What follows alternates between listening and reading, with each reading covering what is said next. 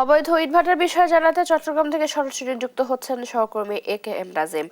নাজিম, অসংখ্য অবৈধ ইটভাটা পরিচালিত হলেও প্রশাসন কোনো ব্যবস্থা কেন নিচ্ছে না, কি বলছেন সেখানকার এলাকাবাসী?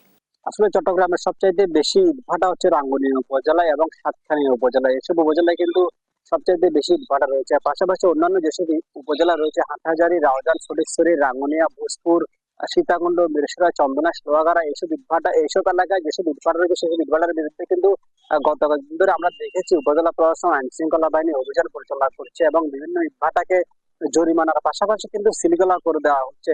তারপরেও কোনোভাবে বন্ধ করা যাচ্ছে না এসব অবৈধ ইটভাটা। সম্প্রতি সময়ে আমরা দেখেছি চট্টগ্রামের রাঙ্গুনিয়া উপজেলায় কিন্তু অবৈধ ইটভাটায় অভিযান পরিচালনা করতে গিয়ে কিন্তু আইন শৃঙ্খলা বাহিনী এবং উপজেলা প্রশাসন কিন্তু বাধার সম্মুখীন হয়েছেন। কারণ কিছু রাজনৈতিক দলের নেতা কর্মীরা এবং রাজনৈতিক দলের নাম পরিচয় দিয়ে কিন্তু ইটভাটায় অভিযান পরিচালনা বন্ধ করার জন্য কিন্তু আইন শৃঙ্খলা বাহিনী এবং উপজেলা প্রশাসনকে হুমকি দেওয়া হচ্ছে বলে আমরা দেখেছি বা জেনেছি। কারণ গত কয়েকদিন আগে রাঙ্গুনিয়া উপজেলায় একটি ইটভাটায় অভিযান পরিচালনা করার সময় উপজেলা প্রশাসনের উপরে কিন্তু হামলা করার চেষ্টা করছেন রাজনৈতিক দলের নেতা কর্মীরা। তারা এইসব অবৈধ ইটভাটা কিন্তু বন্ধের কোনোভাবেই তারা বন্ধ করতে দিচ্ছে না এবং আইন শৃঙ্খলা বাহিনীর যে অভিযান সেই অভিযান তারা বাধাগ্রস্ত করছেন। পাশাপাশি অন্যান্য উপজেলায় যেসব ইটভাটা রয়েছে সেগুলো কিন্তু জনবহুল এলাকাগুলোতে ইটভাটাগুলো গড়ে তোলা হয়েছে। এসব ইটভাটার কারণে আশপাশের কৃষি জমি থেকে শুরু করে বিভিন্ন ফসলের জমি যেভাবে ধ্বংস হয়েছে, পাশাপাশি গরু ছাগল বা গবাদি পশু পালনের ক্ষেত্রে কিন্তু চরম হুমকির মুখে পড়ছেন এইসব এলাকার পরিবেশ। পাশাপাশি সড়ক তো যেসব গ্রামীণ সড়কগুলো রয়েছে ইটভাটার কারণে,